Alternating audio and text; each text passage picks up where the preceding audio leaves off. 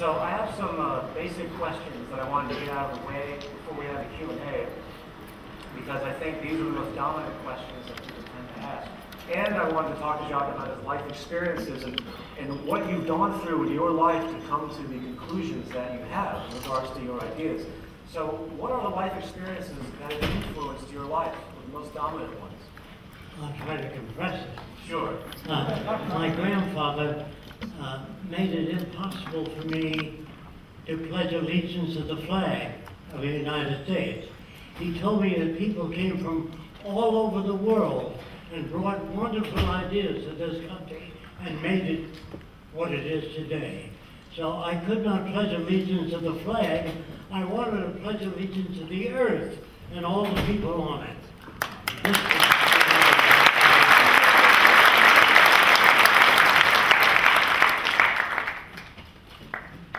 Also, in school, when I refused to pledge allegiance to the flag, the teacher grabbed me by the ear right to the principal's office. And she said, he doesn't want to pledge allegiance to the flag. The principal said to the teacher, you're excused. After she left, he put his arm around me and he said, why? Everybody does.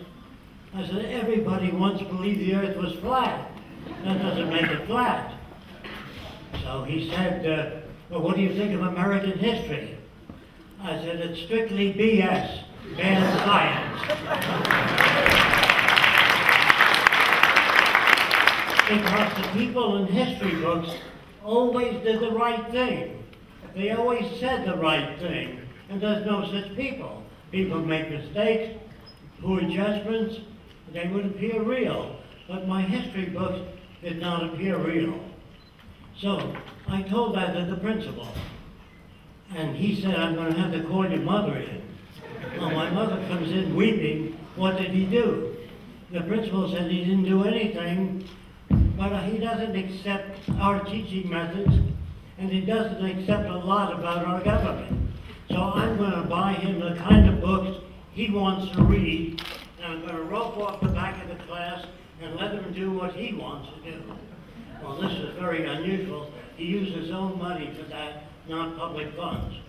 Of course, to say, or needless to say, I was beaten up by many of the kids in the class. They didn't like this special privilege. I didn't arrange that, the principal did. I was not evil or mean to anyone, but I can understand their position of seeing one person selected to do what they want to do. This in turn gave me a lot of freedom to read what I want to read. And I discussed some of these ideas with the principal. That went on for 1.5 years, and the principal died. And that time I played hooky for 6 weeks. The tune officer caught up with me, and he said, you haven't been to school for a month. I said, 6 weeks. That's right. What do you do when you're not in school? I go to the library and read what I want to read. I go to the science museum and I do what I want to do. He said, what do you do at home? I said, I have a little lab. He said, can I see it? I said, only if you don't tell my mother who you are. He agreed to that. And when he saw what I was doing in the lab, he said, look, I can't criticize what you're doing. I don't blame you for not going to school. You can do me a favor, show up Monday, and then you can play hooky again. Well, I did that, and I never went back to school. I read what I wanted to read, and I did what I wanted to do. And I got information in a very different way. This is during the Depression, the last big depression, the '29 crash, or the 1930 crash. And at that time, 15 million Americans were sleeping in every empty lot. And that bothered me because there were things in store windows, they just didn't have the money. They bought houses and cars, and the banks failed. So they couldn't pay them off, and they were kicked out of their houses. But the sun was out, and things were in store windows, it's just that people didn't have the money. So in my own mind, I said, this shit has got to go. There's nothing wrong.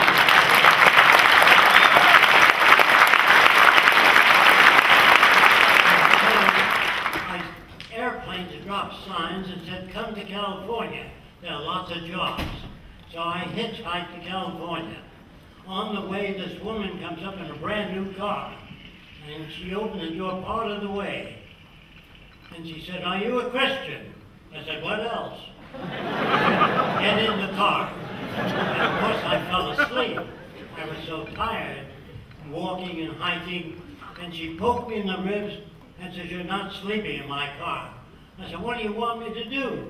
She said, I want you to sing all the way to Texas. Jesus loved me, that I know, because the Bible tells me so. I had to sing all the way to Texas.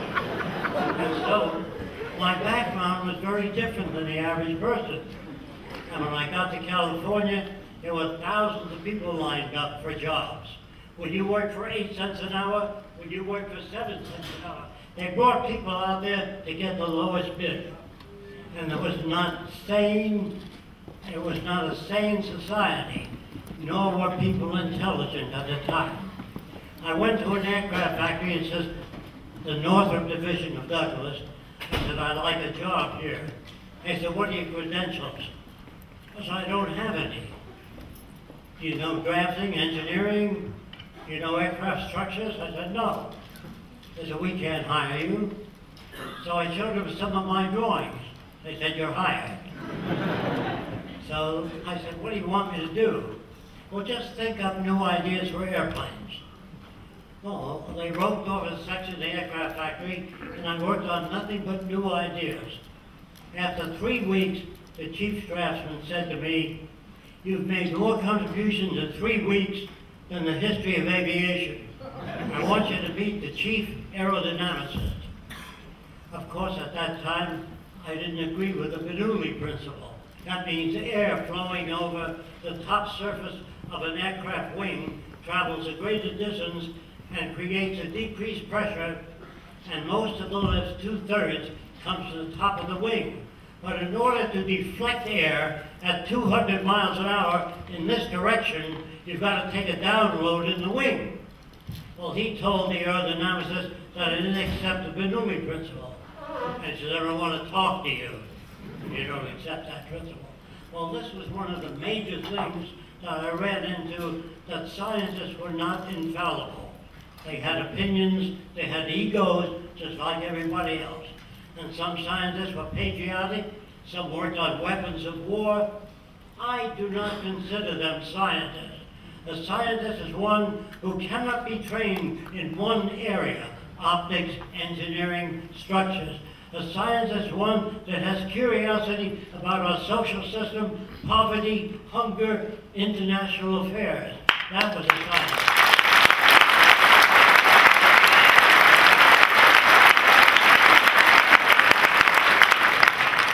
It is not that I wanted scientists to control anything.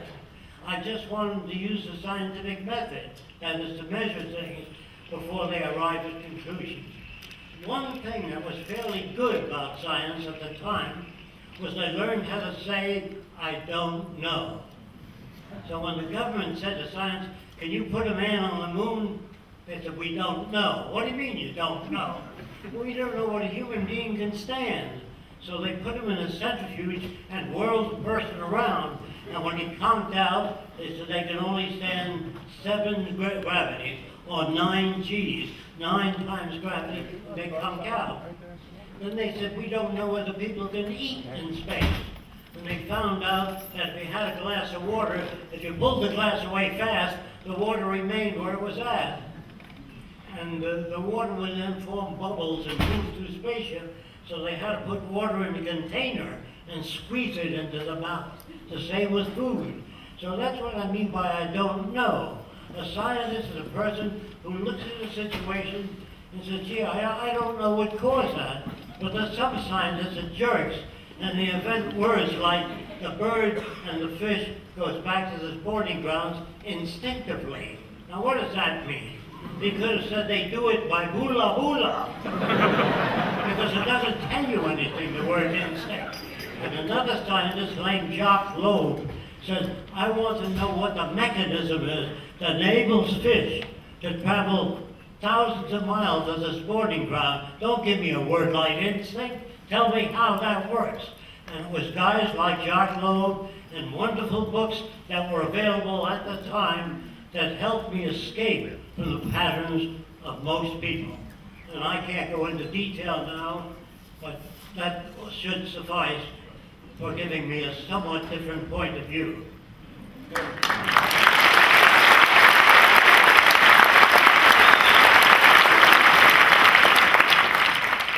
What is the closest thing you've ever seen to a resource-based economy in your life? I understand you lived on an island for a while. Yes. I wanted to know what people would be like if they were not influenced by our social institutions. So I worked my way on a boat to Tahiti. But the Chinese already owned the stores there, and it was kind of a business world. So I found some out islands about 300 miles east of Tahiti. I think it was called Tuamotu. And when I got there, all the natives walked around completely nude. And I never saw a male stare at a female body, because they were swimming nude ever since they were children. So they always looked at the eyes of a female. But in the States, the camera in a movie moves in on the cleavage line. When a girl crosses her legs, the camera covers that. When she walked, it's on her rear end. That's where men get that from. They're not born that way. Women think, well, that's how men are. That's not how they are. That's how they're made by this society.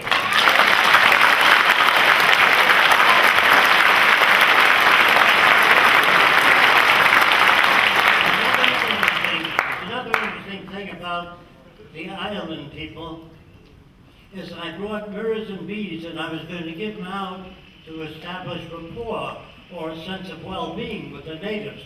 But they were already in my hut giving out my mirrors and beads. And I said, you know, what's going on? They said, you got too many of them. Well, I didn't know what that meant until 3 days later when some men were pulling fish in with a net, and they threw fish to anyone standing there. That was a resource-based economy. They didn't say, you owe me $5, you owe me $3. They shared everything I had. Then the missionaries came. And they set up a tent, and they were going to teach them about Jesus. So the native women came to church, you know, with their breasts pointing to the moon. And the missionaries couldn't get the eye on the text. So they gave the girls T-shirts. They said, when you come to church, you put on a T-shirt. And all the girls put on T-shirts, but they cut 2 holes. They had no idea why, because they were brought up in that area. Now, you couldn't sell a nude magazine to any natives, and they wouldn't collect pictures of nude women, because they didn't know what that meant. If you covered a girl's nose, and you said to a guy, did you ever see a girl's nose? No. Well, show him a little bit, he's going to have to loosen his collar if you bring him up to that. So our culture is warped. You know, I've been to hundreds of restrooms, and I've never found a place to rest.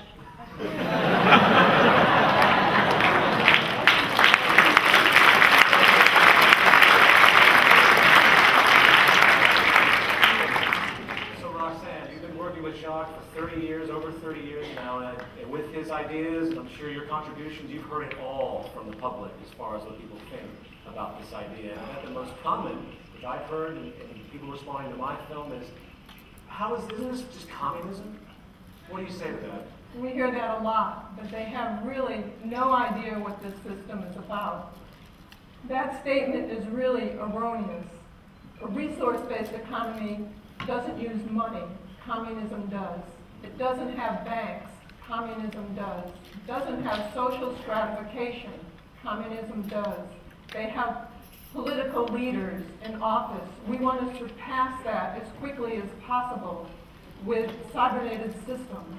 And communism was for the labor class, and a resource-based economy is very much for the labor class. We want to eliminate it as quickly as possible. We want to do away with boring and monotonous jobs. So it's very different. Yeah. It's not like any system that's gone before.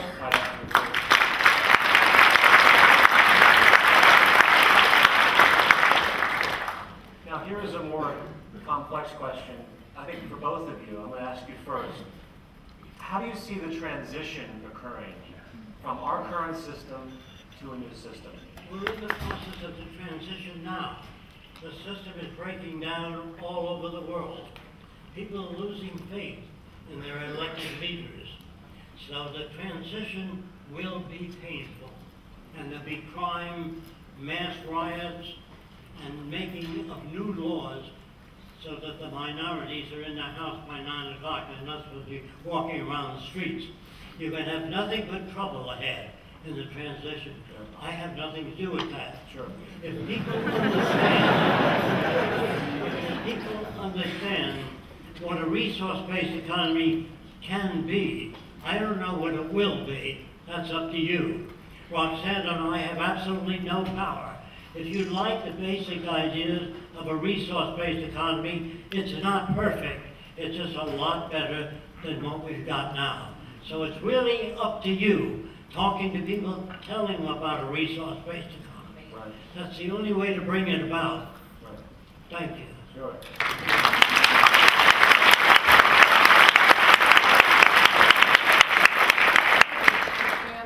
Sure. Yeah. It took the conditions in the last major depression in 29. It took the conditions of people being homeless and losing their jobs before they began to look for another alternative system, because most of them weren't wise enough intellectually or emotionally to sit back and look at what they have out there and try and figure out what's wrong. So it will take those conditions that we're faced with now before people will look for alternative directions. What we'd like to do is make a major motion picture for the general public to give them, and this motion picture will show life in a resource-based economy and show how the system interacts with people and how it changes their behavior and the freedoms that they'll have in that system. And we want to show flashbacks in the movie of how we got from here to there that will help answer questions that general public has that they have because they can't understand the new system, because it is unlike anything that is out there. So they liken it to the way that they see things today, and as I said, it's nothing like that. So we feel that the film will be a stepping stone for the transition to go a little bit smoother. So if anybody's in the movie industry or other than, Peter took this just so much further than what we could do by exposure and education, and that process has to continue.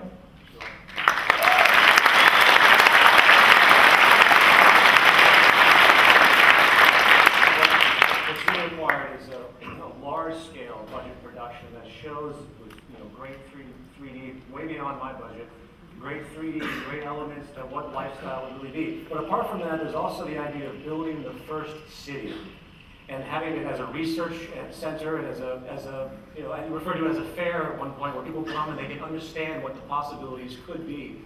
And this is something that I was hoping to put into the presentation, but I didn't have a chance to do it. When at the zeitgeistmovement.com, when they begin to talk about people possibly donating land, there's already people that have been considering this. You would assume that maybe 1 mile in diameter is a possibility, or 1 square mile can be created to build the first city. And this would be essentially everything that, from the renewable resources to all of the sensor systems that we would use that would prove to the public that it's possible, put this in action. It could be smaller, it could be larger. This is something I think is the next step. Apart from showing the people what could happen, we have to also create, this is the scientific method, we have to put it to test and show what really can be and have the world come together, countries from leaders from all the current nations, have them come together and say, look, this can happen. We can design cities like this. We can design a world like this. And honestly, tell them that we don't have much of a choice if we're going to survive on this planet. Because as far as I can see, I have yet to see anything that comes close to the sheer logic humanity and simplicity and intelligence of what Jacques has been working on his whole life. And I want to make that very clear, because this isn't just Jacques' ideas. This represents something that is I don't like using the word empirical or anything like that, but it's near empirical. It makes so much fundamental sense. The world is not going to change with our current competitive mentality. We have to surpass that and create the whole planet as one organism, one home for all of us. So, so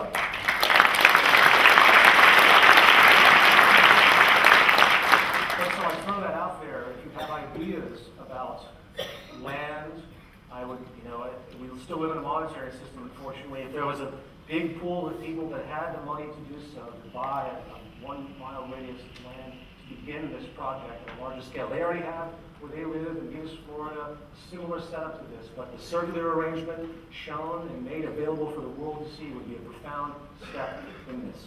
So, there's one thing I always thought was fascinating when I talked to you, Jacques. You mentioned you used to help juvenile delinquents and alcoholics, and you had a comment where you said, for every alcoholic you saved, society produced 10 more. 100 more. Comment on that. The system is bigger than one person being able to work on people. Well, I work on alcoholics, drug addicts, people who wanted to take their lives. And they came to me and they formed very large minds. And I figured, gee, I'd like to address the American Psychological Association and tell them about a new method of getting to people. So when I got in touch with Dr. Kaplan at the University of Miami, he brought it up and they turned me down because I'm not a student of psychology.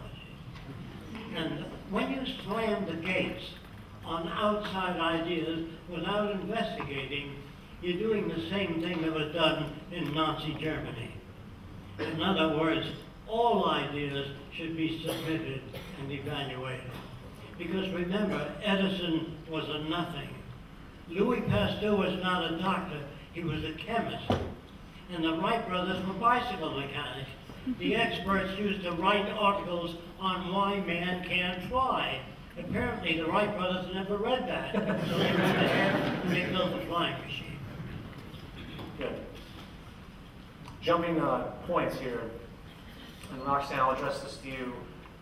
People, I think I've, because of the association you guys have with me, I get a lot of heat from the religious community because of my criticisms toward history of religion and comparative religions, and a general kind of a feeling on religion as being separate, a separating mechanism in society. People often have attributed this, and whether it was because of me, I'm not sure, but maybe it happened before. They say, oh, well, there's no religion in Jacques Fresco's vision. Well, what is the place of religion in a resource-based economy? We don't feel that we can ban religion or forbid it, it would just go underground. Right. But there are a lot of religious people that really try and help what we're doing. They really like the direction of the Venus Project, and they think that all of their religious aspirations will be fulfilled within the Venus Project society, but here on Earth. So, but in the future, we feel that we will teach children how they relate to the world and how they relate to one another, and the most up-to-date findings in science and technology, which will give them better tools to examine their own lives and make a better future for everyone. Right, absolutely. I would have to add to that I believe the superstitious mentality that is so dominant, it's mainly just because of the lack of education. People haven't been told what we've come to understand, and it's not that religion is a bad thing, it's that it served a point at a certain point in time, and now time has moved forward. All of our knowledge, as I stated in the presentation, is emerging. And I just hope anyone that's out there that's religiously oriented and might be opposed to anything would keep that in mind. And really, the doctrines of what you guys talk about are everything that all of the great religions have ever talked about. The world working together, humans seeing each other as their own. And I find it very difficult for any religious person to just get, they understand the peace contents, obviously the negative attributes. But I think it's very powerful for the religious people. I think it's very powerful that what you're doing is actually putting it into focus and putting it into practice, what the great philosophers and religious teachers have been saying since antiquity. So,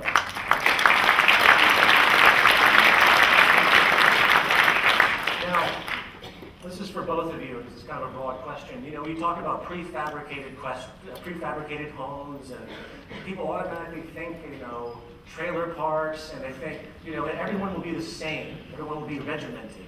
What is this fear of this loss of individuality? Well, first of all, you don't have individuality. That's a myth. If you had individuality, it couldn't be wars. There'd be thousands of different political parties, not just the Democrats and Republicans. And you've never had a democratic society. Well, that's an illusion. So what we hope to do and what we hope to accomplish is to expand every human being to their highest potential. This would be a sane society. Yes.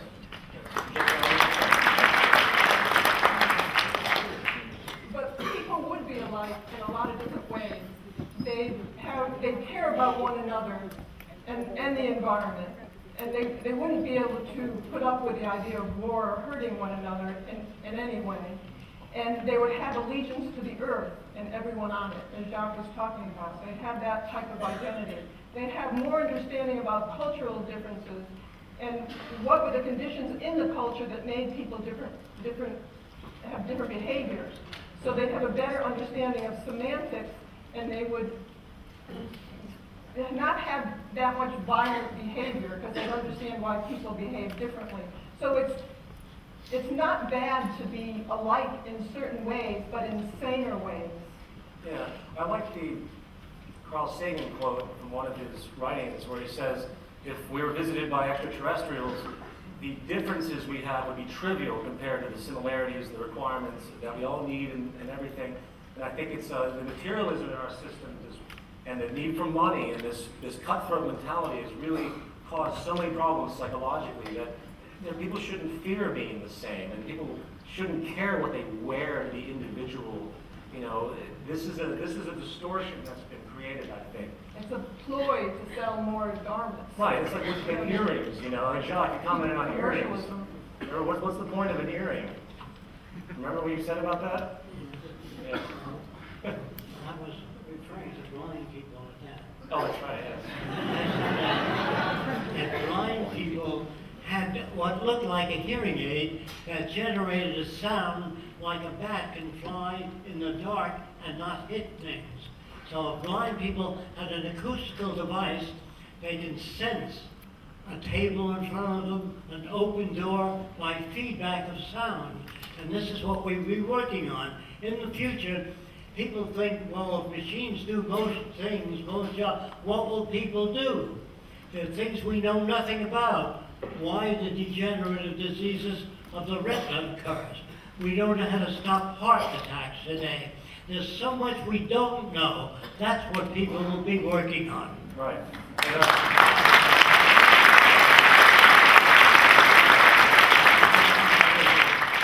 They won't be killing one another. They'll be working on problems common to all people. Yes. The tsunamis, hurricanes, all that area. Not killing one another.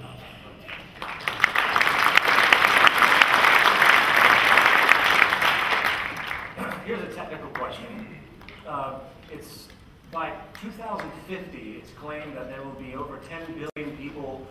Do you think by our current methods today that we will be able to deal with that type of population? Well, we have the methods, but we don't apply them. No, I mean today, what we're doing right now in the monetary system. Do you think that this population growth will be extremely detrimental? Yes, Yes, I do. I think so too. I think that in the future, with a better and more relevant education, people will study what the carrying capacity of the earth is and environment, and maintain a population in accordance with the carrying capacity of the earth, not someone's opinion. If the Vatican said, go forth and multiply, and the Lord will provide, all I would say to the Vatican, if he doesn't provide, will you?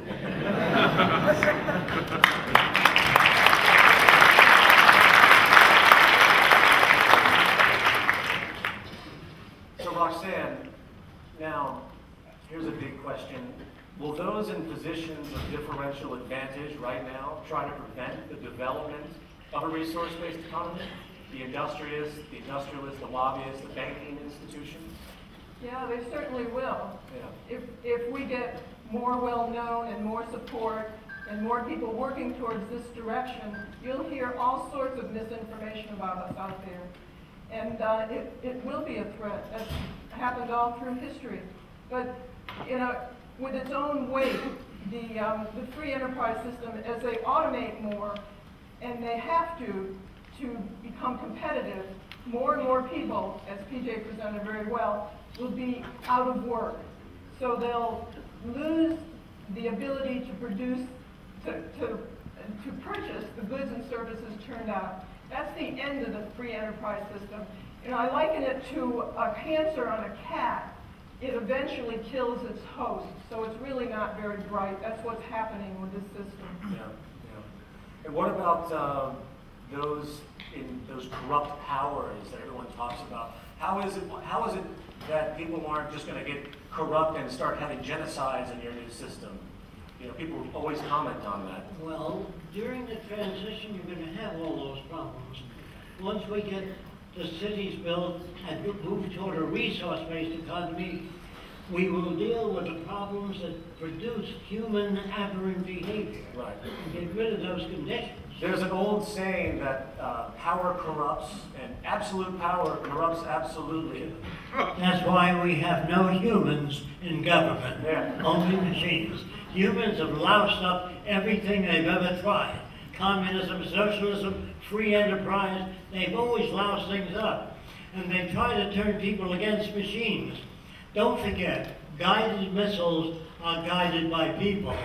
And when people drop bombs over cities, it isn't machines dropping bombs over cities. People contaminate the ocean, the atmosphere for profit. It's people that have loused up the world, not machines. Yeah, good point.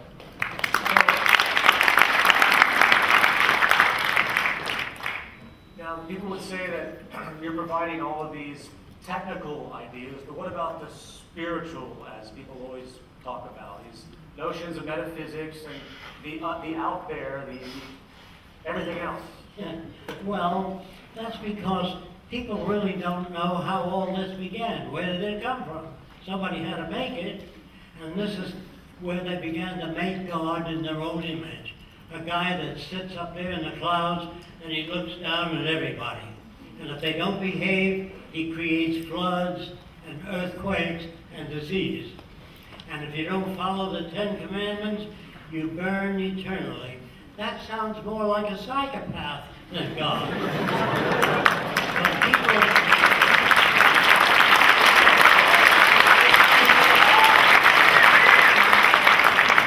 don't forget the Eskimos' concept of God, living in a big igloo, and there's lots of seals around. The American Indians call heaven the happy hunting grounds. Lots of animals, lots of bow and arrows, and you get all the animals you need. So people try to conceive of God in their own concept. That's why I try to tell you over and over again, there's no such thing as good or bad people. In ancient Rome, they used to feed Christians to lions. This was typical. And when a Roman family came to see the Christians being fed to lions, the kids would say, "Daddy, can we come next week to see Christians being fed to lions?" And Daddy said, "Only if you behave yourself." Is there anything wrong with these kids? No. There's something aberrant about the social institution that advocates that. Yeah. It's now 10 o'clock, and I was hoping that we did the Q&A faster than this, but let's do the Q&A with all of you now. My question is, Jacques and Roxanne, what do you see in the future in terms of interpersonal and emotional intelligence, gender roles? What do you see? Where is that going? What are your feelings on gender roles in the future? Well, I think it would be, you asked me that, so I'm going to tell you, when you give a little girl a doll, you're programming her. Let the girl pick what she wants, whether it's an erector set or electric trains. Don't start handing them or tying a big bow in their hair. Then you're producing an object like yourself. I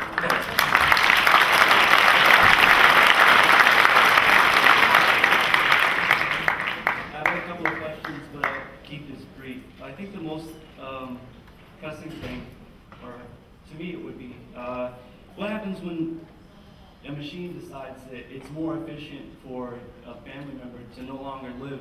If that was, I know it seems crazy, but what happens if that were the case? If it was more efficient for them to not be part of that society, would you stand idly by and let that You mean take the place? machine decided someone should die? Yes.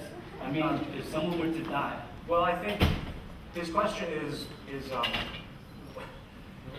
a machine logically decided that someone should die, what's your response to that? What would you say? Well, I would respond in the way that machines don't have attitude. They don't have ambition. If you took your laptop and smashed it in the front of 50 other computers,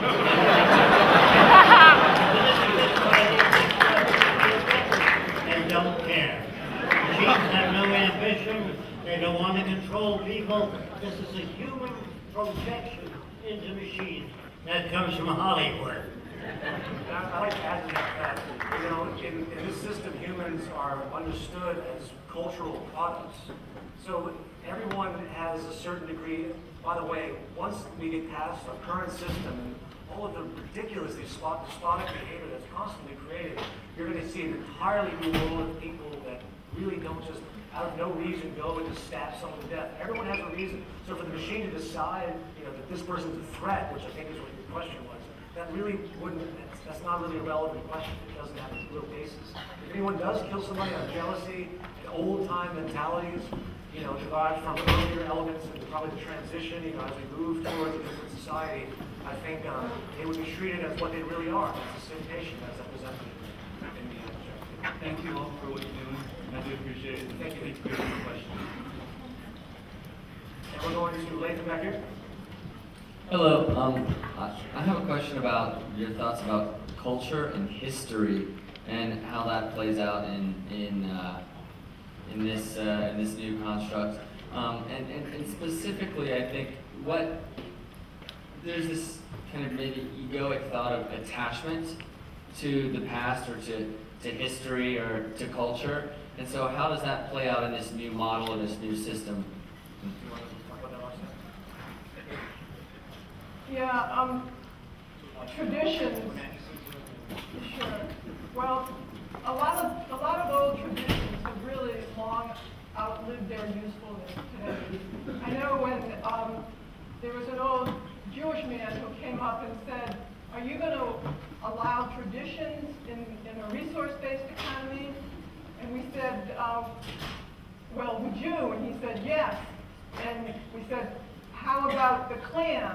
They've been meeting 70 years in the same place." And he said, "No, not that tradition." So we really have to see what traditions are useful to society and perpetuate those. Those that are harmful, we really need to outgrow them. There's no restriction. There's no restriction. It's a matter of education. You know, the attachments that we all have are very much material, I believe, and they're very much created by our system because of the materialistic attachment itself that's perpetuated by our social system. I would love, personally, I can't stand property, I can't stand ornaments, I can't stand any of that stuff anymore. I've come to realize that it doesn't mean anything. It's like if you're attached to earrings and you're on an island and there's no one else there, would you wear the earrings? Because no one's there. You know, it's a big step, I think, for people to think that way. But it's a good question. Emil?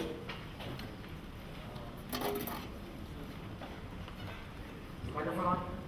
Can you turn the microphone over here? Alright, here we go. So basically, I see your guys' point of view is purely scientific. I don't see any holisticness to it. So I'm going to try and make... Scientific isn't a cold, singular approach. It really is the approach of everything in a lot of ways. I mean, you debate metaphysics, debate a lot of other, seemingly esoteric topics, but I think the holistic concept that you just mentioned is completely built into this. Other than that, I'm not quite sure what else. I mean, there's no species that are removed. The whole idea is to make the world as natural as possible, to make the world as simple as possible. No more political strife and nonsensical inventions, materialism, and all the greed and nonsense and all the confusion and noise that goes on in our minds. we're reducing society to an extent while simultaneously opening it up tremendously for extended human potential. It's a humanist idea, not humanist in the classical definition, but it's humanist in its very approach. You know, we're not going to save all the species of the world. We're going to do everything we can diligently to make our lives as best as we can while having respect for the symbiotic relationship of life holistically, which entails the fact that we have to take care of everything. We have to take care of the environment. We have to take care of the bees, which are disappearing still. We have to take care of everything. So I hope that answers the general question.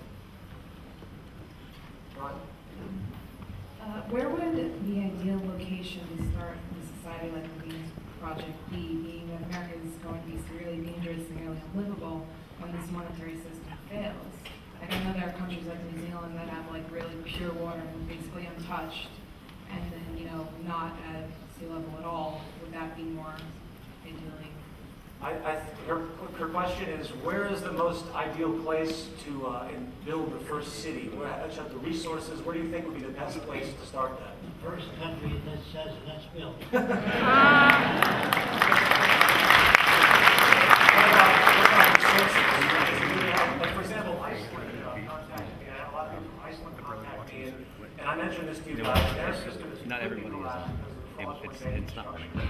And, you know, Iceland would be kind of a difficult place to start because they have geothermal, I'll start it again. but they have a very limited It also amount of is not resources. letting us have more than like 2,000 people at a time watch either.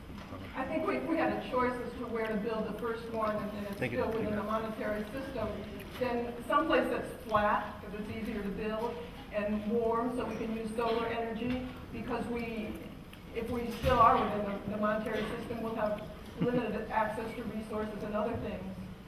So we have to take all those things into consideration. The most abundant area we can find, actually New Zealand's a great place. There's some people on the site talking about the Zeitgeist movement in New Zealand. There's someone eventually that kept emailing me about land they had, and it's something I need to follow up on. Everyone's very excited about the whole possibility of all of this. Just getting it down and getting a functional operation going. You know. Lisa? Well, thank you for your I'd like to thank you for your contribution and tell you about a type of house you may not know about, but they're called earthships. And they're being built today in Taos, New Mexico. And these are the houses that use discarded automobile and truck tires. They ram them full of earth and stack them like bricks. And then they build earth bale insulation walls around the outside of these rammed earth walls. These houses heat themselves in Taos, New Mexico, which is at 7,000 feet, very cold. They collect every raindrop and snowflake on the roof and store it in cisterns of water. They use photovoltaic cells to provide their own electricity. So you can find them on earthships.com. It's a good start. They have about 60 houses now, all off the grid. Right. I think there's no stopping human ingenuity. There's no stopping using things like tires, things that we've created that are very difficult to deal with after they've been created and wasteful. I think there's really no stopping if we put our minds to it, things like that, and I think countless others could easily be created to deal. I mean, he mentioned on Larry King that you could use radioactive waste to sterilize water. Yes, I mean, there's all sorts of great problem-solving things that we can do. Nathan? Thanks. First of all, I'd just like to thank you for all your contributions. Help open my eyes. One of my. Can you speak up a little bit? I'm sorry. I just want to say thanks. My question is, obviously, if one man is allowed to go about education in a different form, the possibilities are endless. So, are there any education systems now, or are going to be in place soon that are going to try to work on that, like a different form of education, not like the cookie cutter kind of program education system that we have now? I would just first say that education, as I denoted, is focused on monetary system.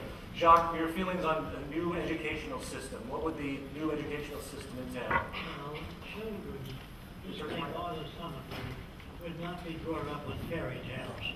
There's so many interesting things in nature, how beavers build dams, continental drift, and children can learn how to read at a very early age. And they can learn to appreciate the stars, planetary sciences. You don't have to give them Jack and the Beanstalk. Life is tough enough without all those myths.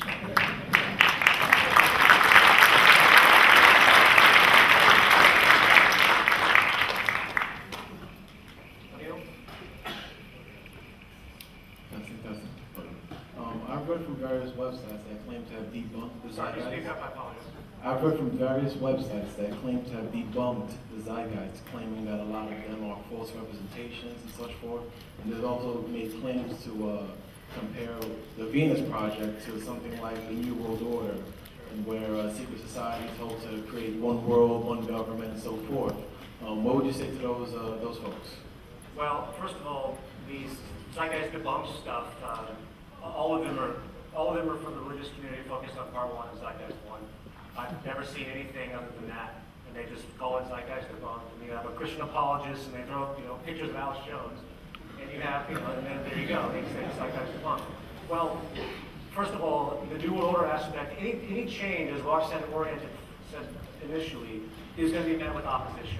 And we have a very superstitious and brainwashed culture on multiple levels, a very terrifying culture too. And if you say anything about the world working together, boom, you're Karl Marx, you're communist, and it's mind-blowing to me. I see the tension that has occurred, and I get opposition from all these patriots and all of these people that want to preserve, and they tend to come from the same narrow-viewed, nationalist, religious community, unfortunately.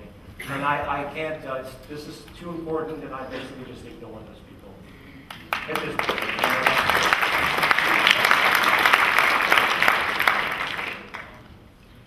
Artificial world, the Venus Project. Why create an artificial world when either by design or by evolution, we've gotten already a perfect world without the technology, one, and how would human reproduction be controlled in this society with abundance? And when did we forget that we were animals?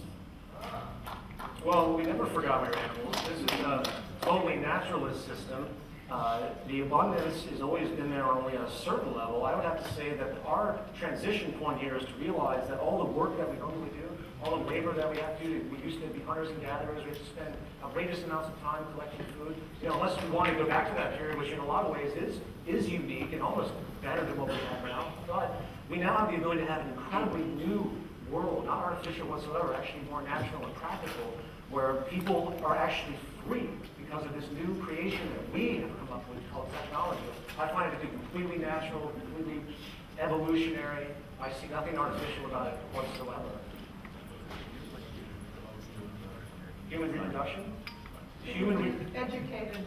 Yeah. Through education, we can help population control. We wouldn't force anybody to do anything, but they'd have much more knowledge about how we,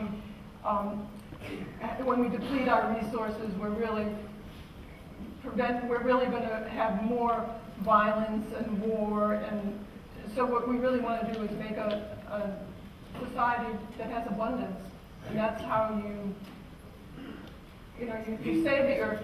You're talking about a society that's natural, but we're trying to make a world that preserves what we have out there. What's happening now, we're depleting the earth, we're killing each other, so there's really no way out now. What we're going towards is just annihilation. So we're working on a society that helps preserve the earth and one another. And people will understand. They will understand what they're doing to the world when they have children. It's no coincidence that the poorest people have the most children. Have you noticed that? And it's because they don't think about it. And they come from superstitious dispositions, like Jacques pointed out, where be fruitful and multiply. Well, that's great. Well, you are an animal, I'm afraid. We all are animals. We are all products of our system. There's no individuality. I'm not I'm not coming from the ether. I'm a walking culmination of my life experience. I'm an amalgam of my experience. I'm not original. I'm only original in the sense that I happen to have unique experiences that's different, just like all of you do. My creativity is that all of my life experiences have oriented me in a specific trait of thought. That's what makes me who I am. I'm a product of the environment and intimately connected with everything. I'm not an individual, and no one is.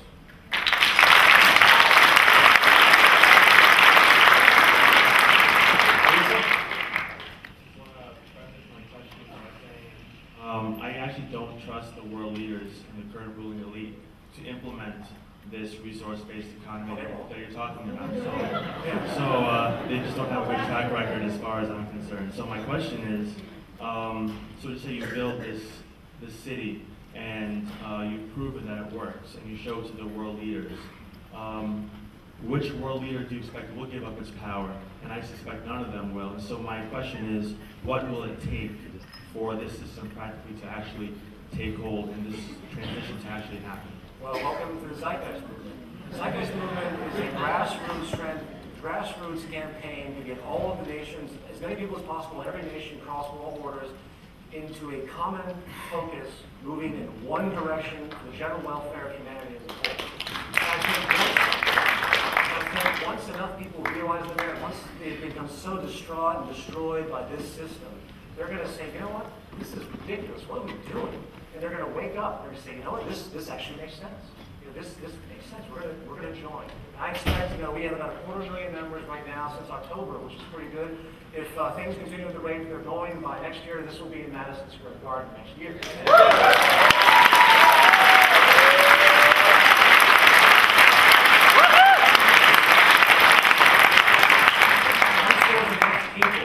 Then the march begins with pressure against all political systems simultaneously. On the subject of transitioning from the current system, what's your opinion on experimental communities, whether it be like the Earthship community from New Mexico that was mentioned, or Palo Solari's Arco Santi project in Arizona, eco-villages, things like that that are breaking the mold, even certain Native American nations that are breaking away and saying that there's a different way of doing things. What's your opinion on those, and as far as creating a network of the minds to have those be the icebreakers of the times? We feel if they're interested in this direction, then we'd like to work together. But there's a lot of splinter groups that go off and try different things just because they're disillusioned with what's going on today. But they don't have an overall social direction. People in the green movement, or if they want to build a nice clean city, or they want to build a green building, that's not going to solve the problem. It's a whole new social movement and a social direction that we need to work towards. I would also add that the logic of green and recycling and optimization isn't a stylized concept. It's universal. It's understanding what's relevant to our life. I mean, you probably get a lot of emails from people that have, we have this new floating island that we think is great for Jacques Fresco. I mean, and what makes your system what makes your system better, or what is the train of thought that is important in your system that makes it near universal in your mind? It's not patchwork. It's not patchwork. And it's the ability, they have what they call today intelligence tests. Actually, the only intelligence test is your ability to extract significance from any situation. That's intelligence. But other definitions don't make sense. An intelligent electrical engineer of 75 years ago couldn't get a job today. So what does that mean? That there's no such thing as intelligence. It's an ongoing process. There's no such thing as civilization yet. We learn more every year and add to it. There are no final frontiers, no utopias, no best computer. It's the best we can do up to now with what we know. Thank you, Jacques, for helping me to learn to draw. My question is, if you all have experience, what do you think might be in the future ramifications and potentials of a society that has a much greater awareness of the evidence of access to metaphysical dimensions through the use of an ingenic catalyte, primarily diethylmethyltryptamine, DMT, and psilocybin, along with the practice of shopping or activates? I think, I'll answer this one. I think that, first of all, I think we should look at it differently. I think there is a general perception of mind that if people experiment with certain things, it expands their awareness in some way, it opens up different parameters of mind. And that is a personal choice. In this system, there's no restriction on anything. There's certainly no law against drugs. People will be educated to understand. I mean, if you decriminalize drugs right now in America, you'd see a dramatic improvement in about 5 years. All right, I'm going to let Jacques address magic and metaphysics, so you're not going to like it. What do you feel tell us about your experiences of metaphysics and seances and magic and things like that. Well, I was told by 2 Catholic priests that there are things beyond the physical. So I said, I have never seen them. Take me there when it occurs, or let me know when I can witness it. So they said there was a woman that lived in Palm Springs, California, that had the power of telekinesis. That means moving objects without touching them. And I said, look, if she can do that, the hell with science. Why should I bust my butt in a lab trying to find the answers when I can telepathically communicate without a telephone? So I went to visit this woman that can move things, and I said to her, is it all right if I check it out while it's moving? She said yes. Well, I took my fountain pen and I moved it around the table, and I got a 60-cycle buzz in the pen. And under this table, she had a bell buzzer with 4 rubber shock mounts. The table was highly polished, slightly tilted, and that's why the jar moved down the table. So far, I have never seen anything extra physical. I read of people in Reader's Digest that had the power of telepathy. I invited them over to my home. I said, would you care to demonstrate that power? They said, no problem at all. So I said, do you want the lights on or off? What are the optimal conditions? They said, no, any time. So this guy has a wife go into my bedroom. I never met them before. And I whispered something in his ear. I think it was Abraham Lincoln or something like that. And his wife came out of the bedroom and immediately said, you indicated Abraham Lincoln. But she didn't say it that way. She says, I see a big birthmark and a tapered hat and a beard. It's Abraham Lincoln.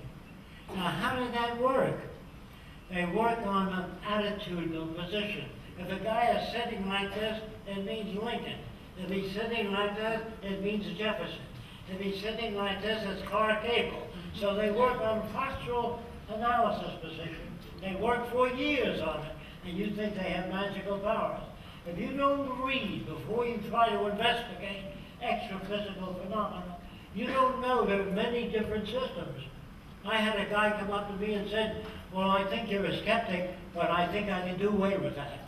So he says, I know a man in England that can tell you what president you pick. So you get your own encyclopedia, open it up, and I don't know, I picked James Fillmore. And he said, you call Mr. Benson in England, and he'll tell you who you picked. I called Mr. Benson. He says, the name of the guy you picked is James Fillmore. Well, how did he do that? Here's how he did it. He has a list. If you ask for Mr. Throckmorton, it means Abraham Lincoln. He's got a list. So all the names that you call for, if you say Mr. Johnson, it means Clark Gable. So they have a code list that they read off. There is no magic. Most people are not qualified observers. Certain environmentalists, what's become popular among a school of environmentalists is a critique of the idea that the economy, that the ecology can be saved by better management of resources and a recognition, they say, that there are innate limits to growth, and that therefore the only way to save the ecology is to have a zero growth economy with constraints on consumerism and population. Or what do you think about that model that limits growth? You want to answer that, Marcel? Yeah, they're looking at this all within the monetary system. And our system is totally irrelevant to that. The way all our system is the intelligent management of the Earth's resources. We can have a high standard of living and take care of the environment at the same time. We would deal with all of those problems that the environmentalists are afraid of. The whole system would be based on clean technology. We can make a high standard of living if we use our resources wisely. There are no limits to growth in the face of technological creativity. There's so much we can do. In the future, Jacques, I want you to expand on this, because I think many of you have never heard of this. I've briefly touched upon it. What is the possibility of nanotechnology for the future? Not according to me, but according to nanotechnologists, they feel that you can take atoms and build whatever molecular structure you want. That means you won't have to mine for materials. You'll be able to make any material by arranging atoms in different molecular structures. Now, they figure that is about 15 years off. Well, let's say it's 25 years off. If you could make anything by arranging atoms and molecules, that means meat, potatoes, anything. So you won't have to raise cattle and kill them. So the anti-vivisectionist, that doesn't want to experiment in animals, we can create cancer cells or non-cancer cells. We'll be able to create everything.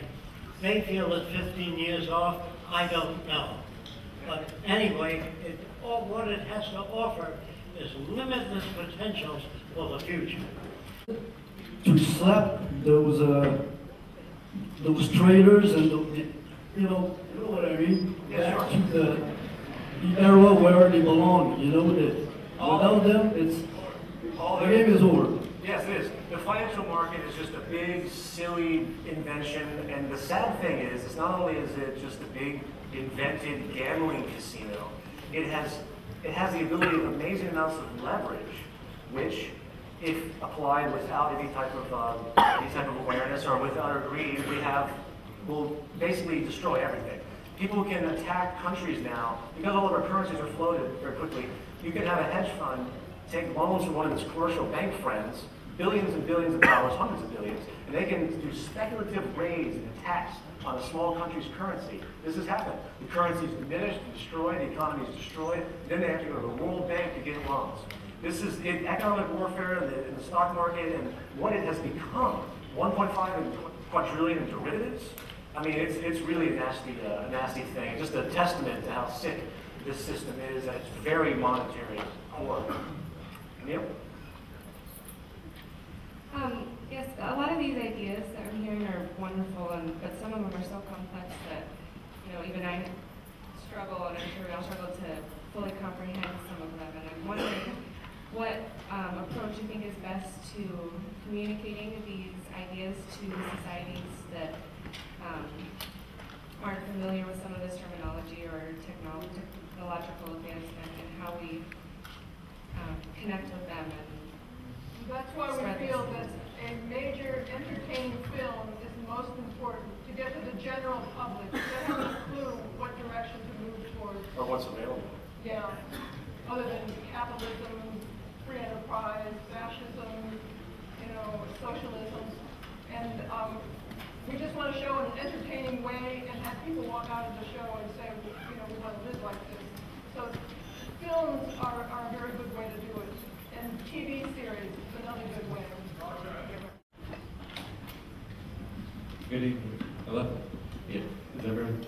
Yeah. 3 concise questions.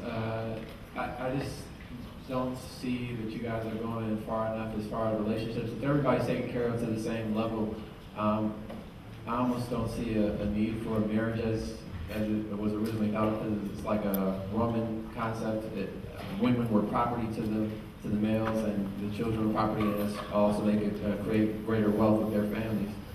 That's one aspect of it. I just wanted your views on marriage in this Venus project. And then also the 2012 prophecy, do you see any significance with that?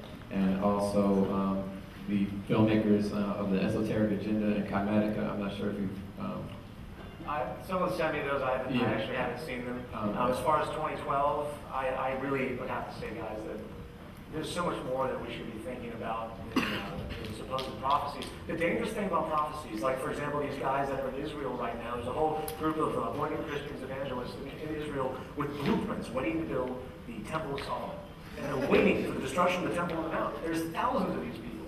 I saw a documentary on it. I couldn't believe it. So the weird thing about prophecy is that if people expect the end of the world or expect this and that, they're going to make it happen. That's the sickness. I mean, there's a lot of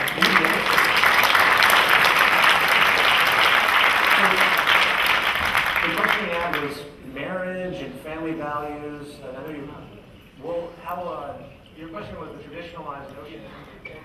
With the attitude we would have in a society, like your interject, it would be freedom for people to, I wouldn't see a need for relationships as they are currently.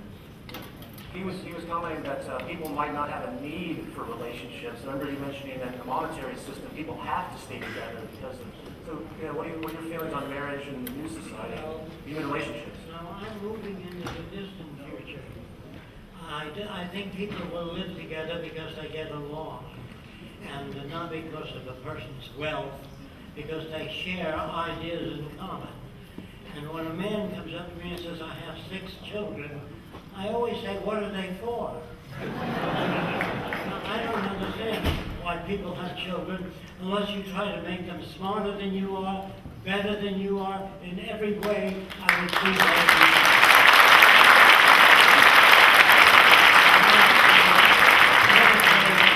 One more thing. When my little boy was 4 years old, he came up to me and said, Daddy, the wheel came off my toy car. And I said, so it did. I threw it in the garbage. And I picked up a book and I was reading it. Now, I did that intentionally. And I watched that lower lip come out. But he said, you throw it away. I said, I'll get your baby toys where the wheels don't come off. He said, well, maybe I can fix it. And I reached for it and gave it to him. And he's trying to get the wheel on. It took him about a few minutes and he got the wheel on. Then I picked him up and said, that's wonderful. How did you do that?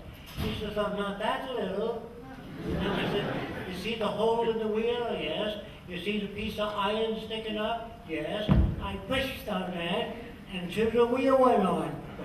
So if you say, let Daddy do that, let Daddy do this for you, I'll fix that for you, produce a blob.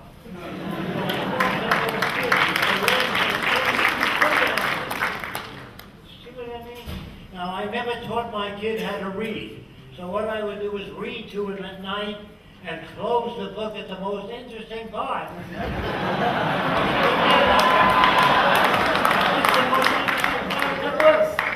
I said, when did you learn to read? Then you can read on. Always give kids a reason. Don't tell them water is hydrogen and oxygen. That doesn't mean a damn thing to them. Our education today is foul. In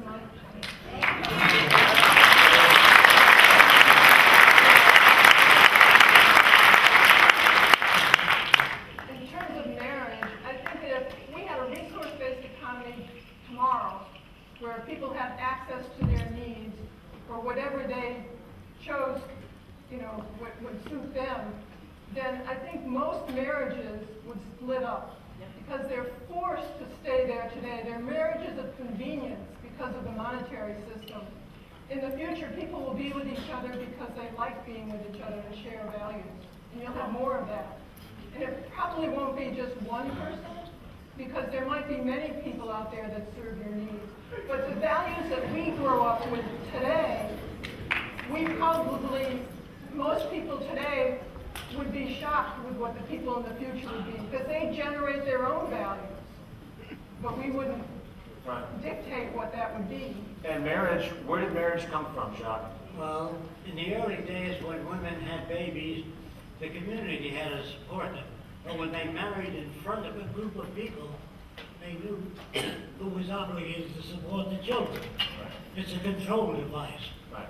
It's a social creation, and Yes. it's counted by religion. It's sort of Who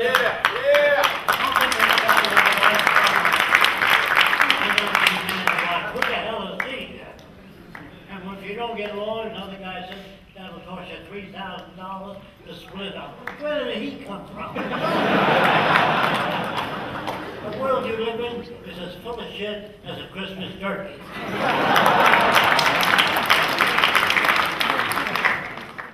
You made an interesting analogy comparing America to a fast food franchise. You said that if you have a problem with your burger, you go to the cashier first. That's the courts, and they won't help you. So you say, I want to see the manager. That's the Supreme Court or the president. But you never get to see the franchise owner. And much of the anti-New World Order movement is about finding the franchise owner and removing him from power. So I ask you, who is the franchise owner? And can you name names? The franchise owner is an ever-changing number of people with extreme greed that are aberrant byproducts of this culture. The New World Order and all that shit is basically a bunch of people that evolutionarily, because of what this system produces, they pop up out of the ground, other breed, and they get to the highest positions of power because they're the most ruthless. There's no set group of people, there's no franchise owner static. It's a constantly revolving group of power leaders. Can you maybe address your future plans? My future plans? I'm going to make another film.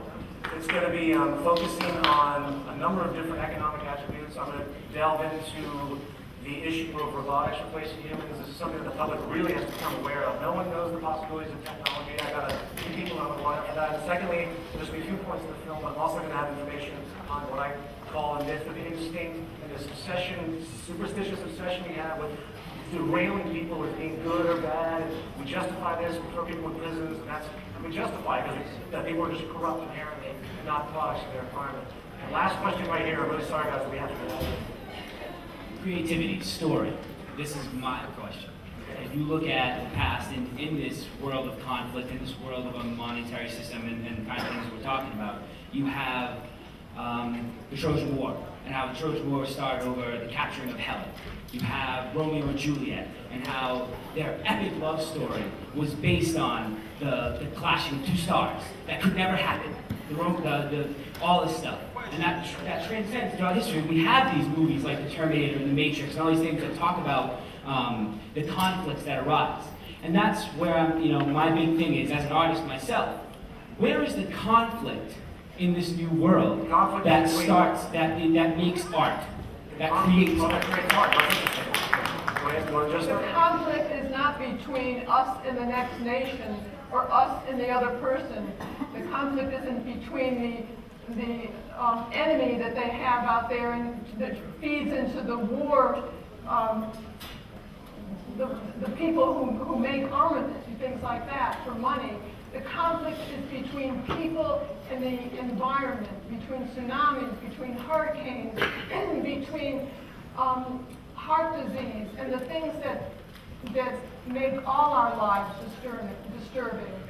For better health, too. Yeah, and I think as far as art is concerned, not all art has to be in conflict. Not all stories have to be what they are today.